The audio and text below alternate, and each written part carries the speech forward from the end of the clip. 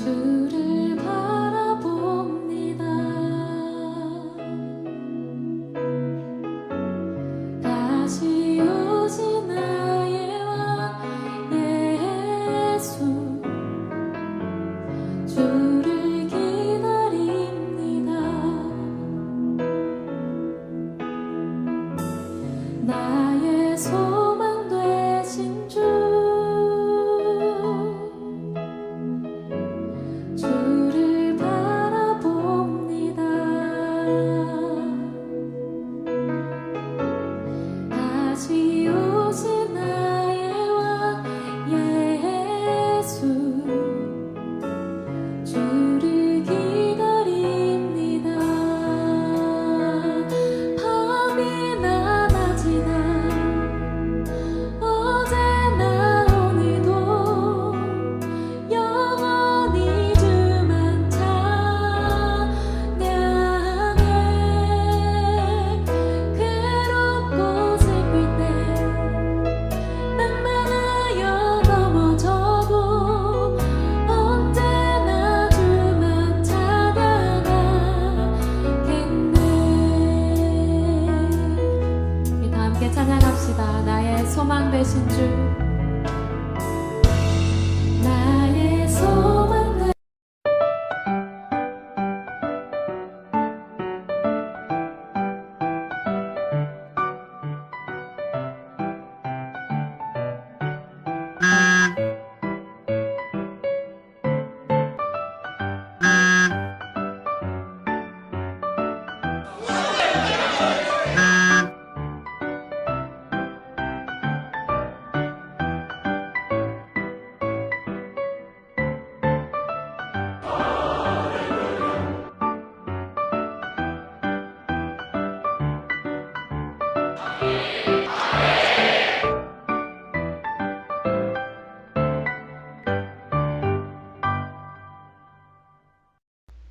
사도신경. 전능하사 천지를 만드신 하나님 아버지를 내가 믿사오며 그 외아들 우리 주 예수 그리스도를 믿사오니 이는 성령으로 잉태하사 동정녀 마리아에게 나시고 본디오 빌라도에게 고난을 받으사 십자가에 못 박혀 죽으시고 장사한 지 사흘 만에 죽은 자 가운데서 다시 살아나시며 하늘에 오르사 전능하신 하나님 우편에 앉아 계시다가 저리로서 산자와 죽은 자를 심판하러 오시리라. 성령을 믿사오며 거룩한 공회와 성도가 서로 교통하는 것과 죄를 사하여 주시는 것과 몸이 다시 사는 것과 영원히 사는 것을 믿사옵나이다. 아멘.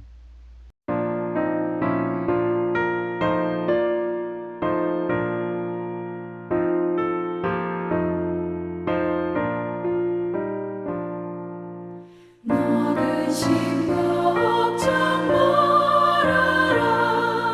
주 너를 지키리. 주 날개 밑에 거하라. 주 너를 지키리. 주 너를 지키리. 아무 때나 어디서나 주 너를 지키리. 늘 지켜주시리 너를. 어려워 낙심될 때에 주 너를 지키리. 위험한 일을 당할 때 주 너를 지키리. 주 너를 지키리. 아무 때나 어디서나 주 너를 지키리. 늘 지켜주시리.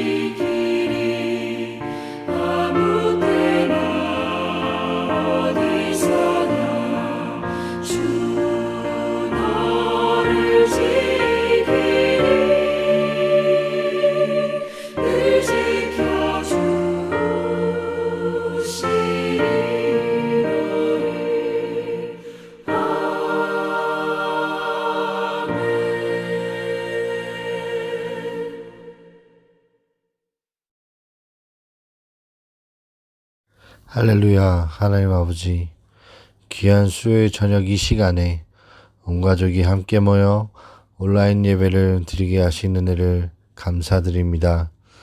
우리가 세상에 살면서 입과 행동으로 지은 죄가 수없이 많음을 고백합니다. 지금은 전 세계가 코로나19로 인하여 사망과 공포가 온 세상을 뒤덮는 가운데 우리의 죄를 고백하며 주님 앞에 모든 것을 내려놓고 기도하오니 사망과 공포의 늪에서 우리를 건져내어 주시옵소서. 특별히 코로나19로 인하여 견딜 수 없는 고통과 절망 속에서도 오늘 제21대 총선을 허락해 주시고 인도하여 주심에 감사합니다. 정의와 공의가 살아있고 좌우의 대립을 떠나 새로운 대한민국이 이끌어나갈 지도자가 선출되기를 원합니다. 주님께서 택하신 지도자가 선택되어 하나님께 기도하며 하나님의 말씀대로 하나님께 지혜를 구하며 그 지혜대로 주님의 말씀대로 이뤄나갈 수 있는 지도자가 선택되어야 될 수 있도록 인도하여 주시옵소서. 이 시간 말씀 전하시는 담임 목사님 위에 축복하사 주님의 말씀으로 저희에게 함께하여 주시옵소서. 말씀의 권세와 성령의 동행하심의 역사가 늘 함께하여 주시길 원하며 목사님께 늘 동행하시는 하나님의 은혜가 충만하게 하여 주시옵소서. 오직 저희를 영생의 길로 인도하실 주 예수 그리스도의 이름으로 기도드립니다. 아멘.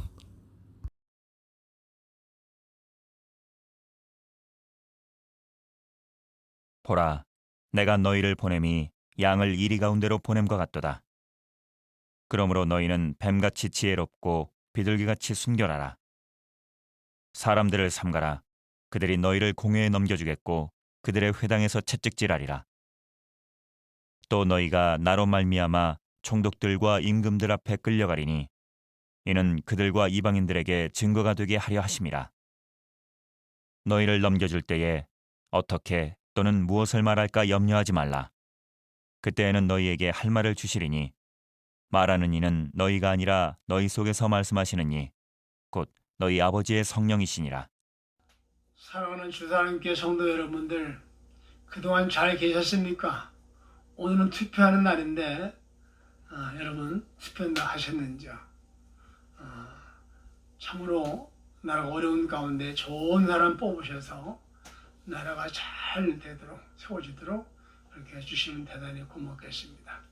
오늘 말씀을 전할 것은 마태복음 10장 16절로 20절 말씀을 가지고 1일 가운데 보냄을 받은 양이라는 제목으로 말씀을 전하겠습니다. 사람은 누구나 이름이 있습니다. 그리고 그 이름은 나의 정체성을 나타내기도 합니다. 그래서 이름 가지고 함부로 장난치게 되면 기분이 나쁘지요. 하나님을 믿는 우리를 부르는 말들이 여러 가지가 있는데 이것들 역시 마찬가지로 우리 자신의 정체성을 나타내 준다고 봅니다. 어떤 것이 있을까요? 가장 일반적인 것은 우리를 가리켜서 모든 사람들이 성도라고 부릅니다. 즉 거룩한 무리라는 뜻입니다. 또 교인이라고 부릅니다. 이는 교회의 한 사람이라는 뜻이고요. 또한 신앙인이라고 부릅니다. 말 그대로 하나님을 믿는 사람이라는 뜻입니다. 이런 명칭들은 한결같이 어떠한 상태를 말해줍니다. 그런데 우리를 일컫는 말 중에서도 하는 일을, 즉 사역을 가지고 일컫는 말도 있습니다. 그것이 뭔지 아십니까? 바로 우리를 가리켜서 전도자라고 얘기합니다. 마태복음 28장 19절 20절을 말씀해 보게 되면 바로 우리 모두에게 주시는 말씀이 있는데, 그러므로 너희는 가서 모든 민족을 제자로 삼아 아버지와 아들과 성령의 이름으로 세례를 베풀고 내가 너희에게 분부한 모든 것을 가르쳐 지키게 하라. 볼지어다 내가 세상 끝날까지 너희와 함께 항상 함께 있으리라 하시니라 하는 말씀이 있습니다. 또한 사도행전 1장 8절 말씀을 보게 되면 너무나 잘 아는 말씀이죠. 몇몇 사람에게 주시는 말씀이 아니라 우리 모두에게 주시는 말씀이죠. 바로 저와 여러분에게 주어진 말씀인데, 오직 성령이 너에게 임하시면 너희가 권능을 받고 예루살렘과 온 유대와 사마리아 땅 끝까지 이르러 내 증인이 되리라 하시니라 했습니다. 대개 사람들은 목사나 강도사나 또한 선교사나 전도사들만 전도자인 줄 알고 있습니다. 착각하는 겁니다. 마태복음 28장 19절 20절 말씀과 사도행전 1장 8절의 말씀을 보게 되면 목사나 강도사나 선교사 전도사뿐만 아니라 예수를 믿는 모든 이에게 주어진 말씀이라는 사실을 분명하게 증거해 주고 있습니다. 그러니 이름이 우리 자신의 정결성을 나타내듯이 우리는 성도요 교인이요 믿는 자라는 이 정결성 곧 거룩한 무리가 되어야 하는 것이고 또한 교회의 사람이 되어야 하는 것이고 믿음의 사람이 되어야 함과 동시에 또한 전도자라는 이 정결성 곧 복음을 전하는 사람들이 다 되어야 한다는 그런 말씀입니다. 그래서 오늘 본문은 전도자의 우리에게 주신 말씀인데 전도자로 살아가야 할 우리에게 꼭 알아야 할 것이 바로 뭐냐? 예수님께서 말씀하셨는데 먼저 우리는 이리 가운데로 보냄을 받은 양이라는 것을 잊지 마시라는 말씀입니다. 이 말씀은 우리가 처한 상황을 이야기해 주는 이러한 말씀 같지 않는가요? 우리에게 주신 말씀 같지 않습니까? 우리가 놓인 환경은 온실 속의 화초가 아니라는 것입니다. 온실에는 자동 조절 장치가 다 있어가지고 온도가 낮아지면 보일러가 자동으로 작동해서 올라가는 것이고 또 온도가 높으면 보일러가 자동적으로 멈추게 되는 것이고 또 습도가 부족하면 스프링클러가 자동으로 물을 뿜어내고 습도가 많으면 자동적으로 작동이 멈추게 됩니다. 자, 이와 같은 온실 안의 화초는 적당한 환경이 주어지기 때문에 잘 자라기만 하면 되는 것이지요. 얼마나 좋습니까? 그러나 우리가 보냄을 받은 자리는 그러한 온실 속의 자리가 아니라 이리에게 보낸 그런 사람이라는 거예요. 여러분, 전도자가 이 사실을 깨닫지 못한다고 한다면 그 사람은 실패한 사람이고 온실 속의 화초처럼 가만히 있으면 그 전도자는 실패할 수밖에 없다는 말씀입니다. 그럼 우리 앞에 놓여진 상황은 어떤 상황일까요? 예수님께서 16절에 말씀하셨듯이 내가 너희를 보냄이 양을 이리 가운데 보냄과 같다고 말씀하셨는데 그렇습니다. 우리가 놓여진 이 환경은 바로 이렇게 험난한 곳이라는 말씀이에요. 어느 정도로 험합니까? 사실 우리는 여기에 대해서 별로 생각하지 않는 경우가 많은데 그러나 어느 정도 험난한가 하면은 우리가 보냄을 받은 곳과 보냄을 받은 우리를 어떻게 비유하시는지를 말씀을 통해서 보면 금방 알 수가 있죠. 먼저 우리가 보냄을 받은 곳은 어떤 곳이라고 말씀합니까? 우리를 이리 가운데로 보냈다고 말씀하셨어요. 그러니 우린 이리 때 가운데로 들어가야만 한다는 얘기예요. 우리가 전도자로 나가야 하는 이 세상은 바로 온 사방이 이리 때처럼 위험성이 깔려 있다는 것을 말씀하는 겁니다. 정하는 독한 원수들이 도사리고 있다는 말씀입니다. 여러 가지 난관과 장애물이 수두룩하다는 것을 널리 있다는 것을 말씀하는 겁니다. 여러분, 이것을 경험하기란 그리 어렵지 않습니다. 힘들지 않습니다. 그저 허하고 좋게 지내던 친구에게 진지하게 예수를 믿으라고 예수 믿고 구원받으라고 말 한번 해보세요. 교회 나가자고 말 한번 해보세요. 방금 전까지만 하더라도 희어리면서 놀던 이 사람들이 어떻게 변합니까? 우리를 바라보는 눈이 금방 달라집니다. 야야 분위기 깨지 말아라. 그렇게 이야기할 겁니다. 그래도 이 정도는 친구니까 나오는 반응이죠. 어떤 사람은 잘 이야기하다가도 예수 소리만 나게 되면 그러면 알레르기 반응을 보입니다. 요즘같이 우한 코로나19로 인해서 방송이 잘못된 이 보도로 말미암아서 교회와 교회 다니는 사람들을 이상하게 생각하는 경우가 너무 많지 않습니까? 욕을 하고 비아냥거리면서 기독교를 은근히 조롱하고 핍박합니다. 자, 여러분, 우리가 보냄을 받은 곳은 이와 같이 장밋빛 환상이 펼쳐진 곳이 아니라 고통과 어려움과 그리고 박해가 있는 곳이라는 이 사실을 우리는 잊어서는 안 된다는 말씀입니다. 이것은 보냄을 받은 우리 자신을 비유하는 말에서 또 한번 강조되고 있는데, 주님께서는 보냄을 받은 우리를 향해서 양이라고 분명히 말씀하셨습니다. 우리를 양이라고 표현하는 것은 바로 무슨 뜻입니까? 이리 앞에서 아무 대항도 할 수 없는 연약한 존재로 우리를 보내셨다고 말씀하신 겁니다. 그러니 최소한의 방어도 할 수 없는 적 앞에 적나라하게 드러나 있는 약한 존재라는 사실을 말씀하고 있는 거예요. 우리는 원수들이 공격을 공격할 아무런 무장이 되지 있지 않습니다. 참으로 연약한 존재입니다. 우리를 양이라고 하지 아니하고 차라리 사냥꾼이라고 하면 얼마나 좋겠습니까? 길거리 가다가도 사냥감을 보게 되면 빵하고 한 방 쏘게 되면 전도하고, 또 이리가 좀 사나운 것 같으면 때는 물릴 수도 있겠지만 정신 차리고 집중해서 한 방 더 쏘게 되면 전도할 수 있는 사냥꾼이라면 한다면 얼마나 좋겠냐 이 말씀이야.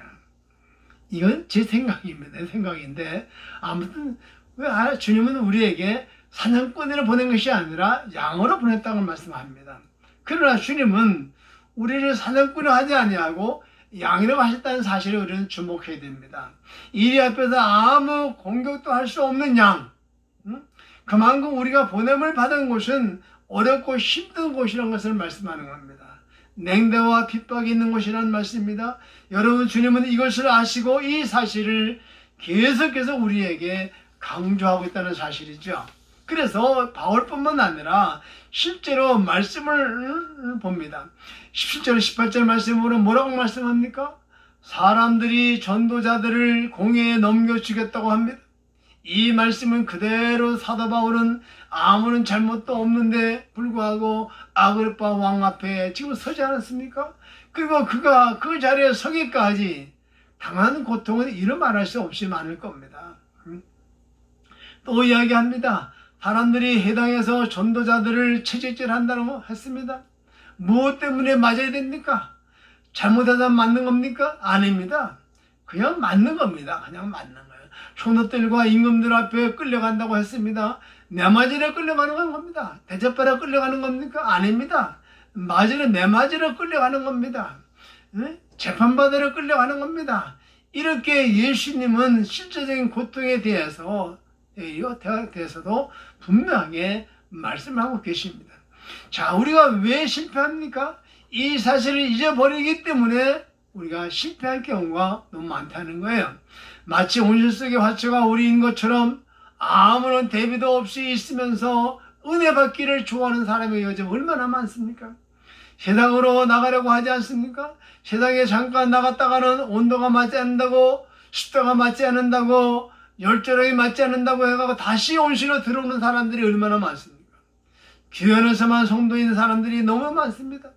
교회 안에서 이루어지는 프로그램에 따라 가지고 은혜 받는 것을 좋아하고 성장하기를 좋아하는 사람이 얼마나 많습니까? 교회 안에서 우리끼리만 자라자는 식으로 있는 사람이 너무 많습니다. 주일 하루 종일 동안 교회에 있습니다. 수요일도 교회 안에 있습니다. 금요일도 교회에 있습니다. 그것도 모자라 가지고 아예 기도원에 가서 푹 눌러 앉기를 원하는 사람들이 얼마나 많습니까? 얼마나 좋은 세상입니까?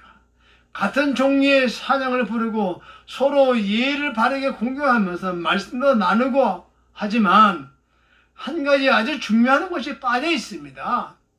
주님께서는 우리를 이리 가운데 보내신다고 하는 말씀을 잊어서는 안 된다는 말씀이에요. 그것도 아무런 대비책이 없는 양과 같은 모습으로 그걸 그대로 받아들이면 어떻게 되겠습니까? 따라서 여러분, 비록 우리가 가는 저 세상이 험난하고 외롭고 이업으로 가득 차 있고 곤란을 당하는 곳이라 할지라도 우리 그곳을 나가야 됩니다. 그곳으로 가야 됩니다. 그곳 들어가야 됩니다. 예수 그리스도를 전하는 전도자의 모습으로 우리는 그곳으로 나가야 됩니다. 그래야만 승리를 경험할 수가 있게 되는 줄로 믿습니다. 믿으시면 아멘 하시기 바랍니다.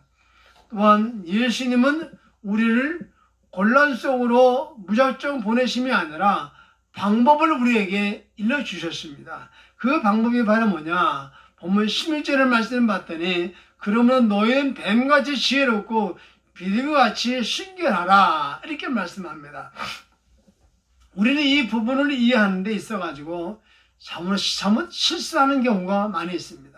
그것은 뱀과 비둘기에 너무나 집착하기 때문에 그런 생각이 드는데, 예수님은 뱀과 비둘기를 이야기하시는 것이 아니라 뱀처럼 지혜로울 것과 비둘기처럼 순결할 것을 말씀하는 것이지 뱀과 비둘기를 이야기하는 것이 아닙니다. 먼저 뱀처럼 지혜로워야 한다고 말씀하지 않습니까? 이 말씀은 뭐냐 하면 지혜를 말씀하는 이유는 분별력과 조심성을 가지라는 말씀입니다.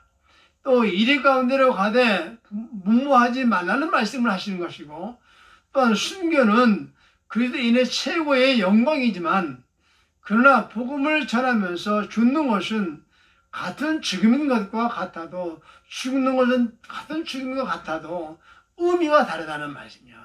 의미가 다릅니다. 만약에 이스라엘 국가에 가가지고 총을 들고 있다는 과격파 해결 원리주의자 앞에서 뛰어와가지고 우리나라 하듯이 예수 믿고 천국 갑시다, 예수 천당 불신 지옥이라고 외치다가 어떻게 되겠어요? 총에 맞아 죽을 거 아니겠습니까? 이게 순교일까요? 아닐까요? 여러분, 본인은 순교라고 하겠지만 주님의 입장에서 본다고 한다면 이것은 순교가 아닙니다. 왜 그럴까요? 조심성도 없고 분별력도 없이 자신의 무식함을 때문에 죽은 것이기 때문에 순교가 될 수 없다는 거예요. 뱀을 보십시오. 뱀은 자신이 흉측하다는 것을 알까요, 모를까요? 알고 있어요. 그래서 가다가 장애가 나타나게 되면 슬슬 뱀은 피해갑니다. 사실 사람을 무는 것은 뱀이 호전적이어서 무는 것이 아니라 사람들이 호들갑을 떨기 때문에 무는 겁니다. 뱀은 적어도 지금 이 자리가 자신이 죽을 자리가 아니라는 것을 알고 있습니다. 그래서 지혜롭게 피해간다는 말씀이죠. 전도자들은 분별력과 조심성이 있어야지만 그렇게 모든 상황에 잘 대처할 수가 있다는 말씀입니다. 하지만 문제는 그것만 가지고 있는 것이 아니라 그렇게 하다 보게 되면 자칫 슬슬 도망가는 모습만 가지게 될 수도 있습니다. 그래서 예수님이 하신 말씀은 바로 또 뭐냐? 비유를 드신 것이 바로 비둘기같이 순결하라 하는 비유를 드신 겁니다. 순결하다라고 하는 이 말씀은, 우리 말은 그저 깨끗함을 강조하고 있는데, 그래서 우리는 순결하다 이 말을 하게 되면 하얀색을 생각하게 되고 또한 맑은 물을 생각을 하게 되고 또 떠올리게 되는 것이죠. 하지만 헬라어의 순결은 조금 의미가 다릅니다. 순결이라는 헬라어로 아케라이오스라고 하는 이 단어인데, 이 말은 정결하다, 단정하다, 단순하다를 의미하는 말씀이죠.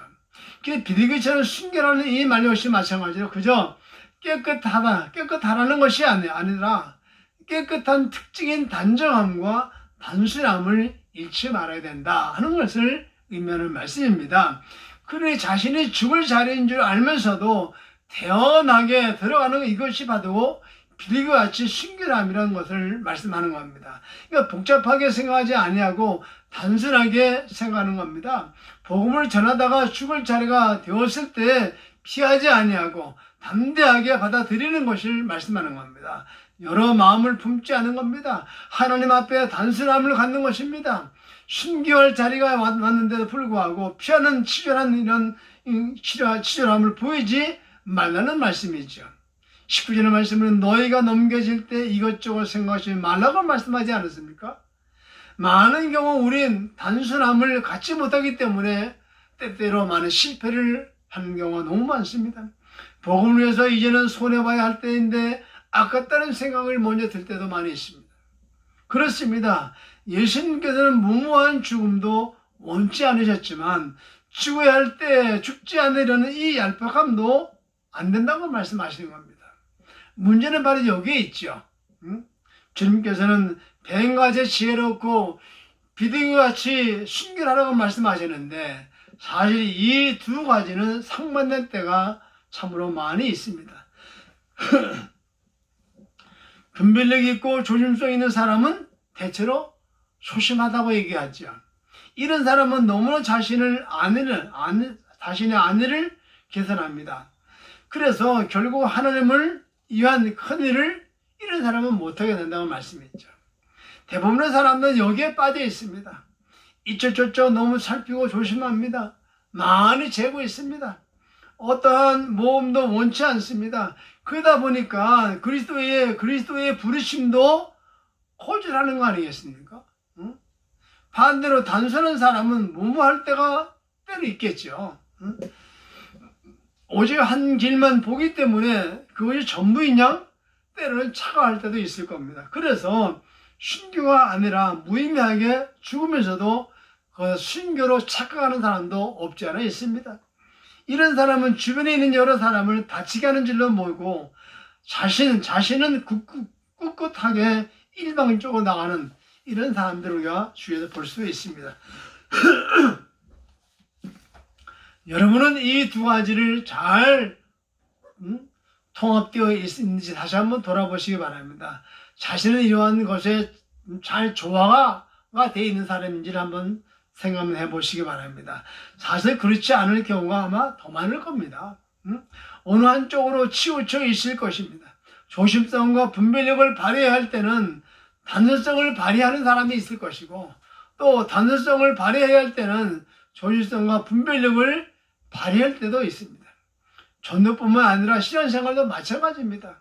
11조를 드릴 때는 비리같이 순결해야 하는데 불구하고 11조는 하나님이 복 주시기로 정하신 방법임을 믿고 단순하게 실천을 해야 된다는 말씀이죠.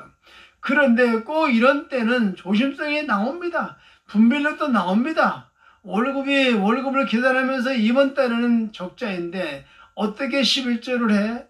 우리 하나님은 헌금 다 드리고 남에게 빚지는 걸 원치 않으신 분이 우리 하나님이야. 이럴 때 분별력이 아주 빨리 돌아가는 경우는 많지 않습니까? 진짜 그럴까요? 선택적인 일을 할 때는 조심성과 분별력이 있어야 됩니다. 하나님의 은혜를 얻어 집을 산다고 할 경우도 마찬가지. 이럴 때도 우리는 단순성을 쓰죠.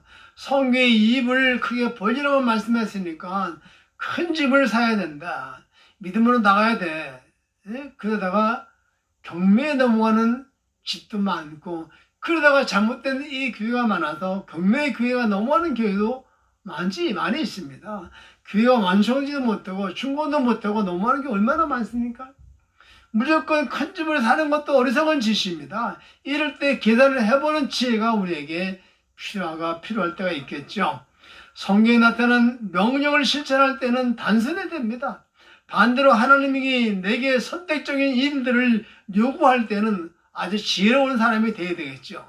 여하튼 간에 우리가 이 두 가지를 조화롭게 사용해서 전도하는데 성공하기란 쉽지 않습니다. 그래서 주님은 잊지 않고 말씀하시는데 19절에 20절 말씀은 너희를 넘겨줄 때 어떻게 또는 무엇을 말할까 염려하지 말라. 그때 너희에게 할 말을 주시리니 말하는 이는 너희가 아니라 너희 속에서 말씀하시는 자 곧 너희 아버지의 성령이니라. 이렇게 말씀합니다. 그렇습니다.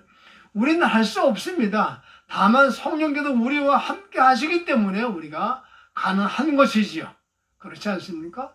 빌립보서 우리가 말씀하신 빌립보서 4장 13절 말씀처럼 내게 능력주신 하나님, 내가 능력주시는 자 안에서 내가 모든 것을 할 수 있다고 말씀합니다. 나는 할 수 없지만 내게 능력주신 하나님이 계시기 때문에 나는 할 수 있다는 말씀이죠. 이 말씀을 여러분들은 잊지 않기를 원합니다. 그래서 무모하게 죽지 않게 하시고 또 순교 자리에 서면 기껏 순교할 수 있도록 인도하시는 분이 바로 우리 성령입니다 하는 말씀입니다. 자, 원수 앞에 잡혀 있을 때 피하고 싶은 생각만 드는 게 인지상정 아니겠습니까? 반대로 또 성령께서 할 말을 우리 입에 주어서 능력 있는 전도자가 되게 하심을 또한 잊지 마시기 바랍니다. 중요한 것은 우리는 항상 성령님을 의지하는 자세를 잊지 말아야 된다는 사실입니다. 늘 기도하며 성령의 인도하심을 받으면 됩니다. 사랑하는 성도 여러분들, 우리가 보냄을 받은 것은 바로 저 세상입니다. 온갖 포악함과 난폭함이 있는 곳입니다. 하지만 겁낼 것 없습니다. 두려울 것이 없습니다. 우리 하나님은 말씀하잖아요. 이사야 41장 10절 말씀처럼 두려움이라 내가 너의 하나님이 됨이라고 말씀하시고 내가 너를 도와주시고 우리 복을 주신다고 말씀하지 않습니까? 겁낼 것이 없는 것은 주님은 우리에게 지금 성령님을 보내주셨어요. 보혜사 성령님을 보내주셨습니다. 도울자 성령님 보내주셨습니다. 그러니 성령을 의지하며 조심성이 있고 또한 분별력을 가져야 할 때는 조심스럽게 분별하는 성도가 되기를 원합니다. 그리고 성령님 의지하여 단순하게 나가야 할 때는 나가는 성도가 되기를 원합니다.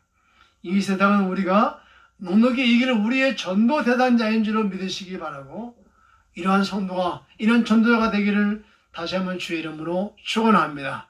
아무리 우한 코로나 일어왔다 할지라도 우리의 마음속에 우리 정신은 우리 영은 희다운에 향해져 있어야 되고 그 영혼을 불쌍히 여기는 마음 가지고 전도자는 사실을 잊지 않고 늘 마음에 깨어서 기도하시기 바랍니다. 교회를 못 나온 분들도 가정에서 말씀 묵상하시고 기도하시고 그리고 사모하시기 바랍니다. 앞으로 우한 코로나가 얼만큼 지속될지 모르지만 모든 끝까지 여러분들 긴장 늦추지 마시고 잘 경계하시고 여러분들 주의 많이 하시기 바라고 그리고 교회를 사랑하시고 기도 많이 해주시기를 다시 주의 이름으로 축원합니다. 고맙습니다. 아버지 하나님, 우리 이리 가운데 양으로 보내신다고 말씀했습니다. 그것은 온갖 포악함과 난폭함이 있는 곳이고 그렇지만 겁낼 것이 없는 것은 주님 우리의 성령을 보내주셨습니다. 하오니 우리 모든 성도가 성령님을 의지하며 단순히 나갈 때 우리 모든 성도가 넉넉하게 우리의 모든 전도 대전자인 줄 믿고 나가면 반드시 그 영혼을 구원할 줄 믿습니다. 큰일을 감당할 수 있을 믿습니다. 예수님 이름으로 간절히 기도합나이다. 아멘.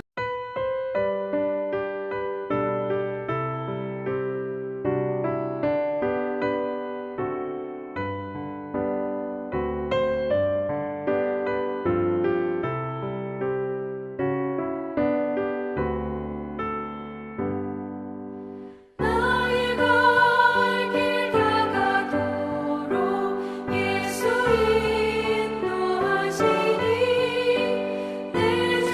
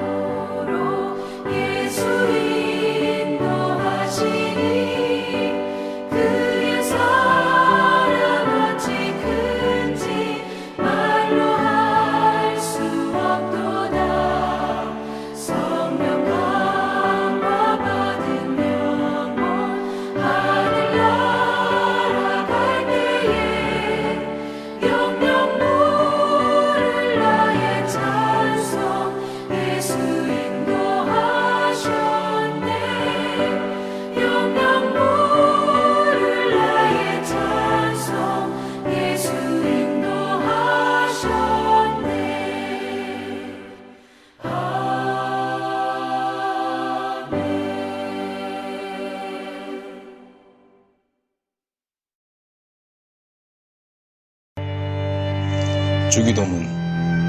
하늘에 계신 우리 아버지, 아버지의 이름을 거룩하게 하시며 아버지의 나라가 오게 하시며 아버지의 뜻이 하늘에서와 같이 땅에서도 이루어지게 하소서.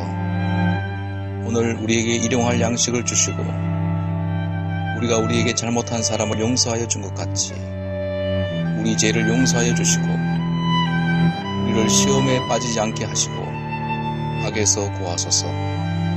나라와 권능과 영광이 영원히 아버지의 것입니다. 아멘.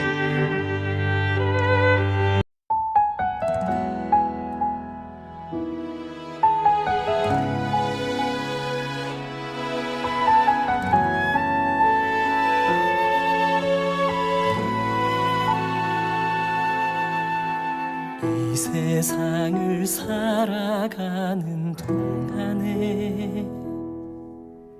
나의 힘을 의지할 수 없으니 기도하고 낙심하지 말 것은 주께서 참 소망이 되심이라.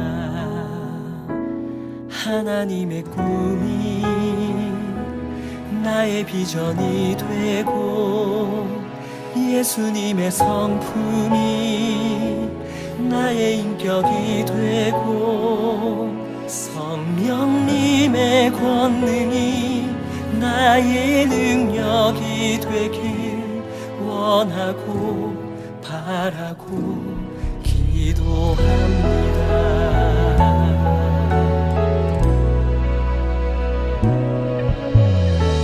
세상을 살아가는 동안에 나의 힘을 의지할 수 없으니 기도하고 낙심하지 말 것을 주께서 참 소망이 되심이라. 걸어가는 동안에 세상에 거두지할 수 없으니 감사하고 낙심하지 말 것을 주께서 참 기쁨이 되시니라. 하나님의 꿈이 나의 비전이 되고 예수님의 성품이 나의 인격이 되고 성령님의 권능이 나의 능력이 되길 원하고 바라고 기도합니다.